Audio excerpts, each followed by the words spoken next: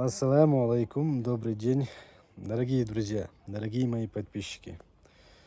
Вы, наверное, часто замечаете, что я у себя в социальных сетях, да и в мессенджере WhatsApp публикую различные фотографии и видеоролики, связанные с достопримечательностями нашего региона.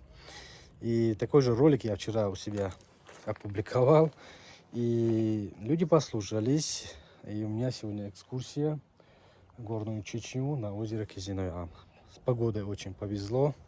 Это осень бывает разная, особенно на серпантине, на перевале Харами.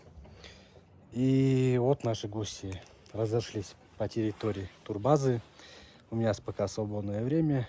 И вот я наслаждаюсь этими прекрасными видами. Позади меня сине-бирюзового цвета озеро Кизиной-Ам. Посещайте Горную Чечню, не пожалеете.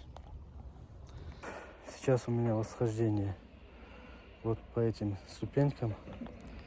Поднимаюсь чуть-чуть на гору Шимарлам. Вон к этой скамейке. Оттуда прекрасный вид открывается вот на это озеро.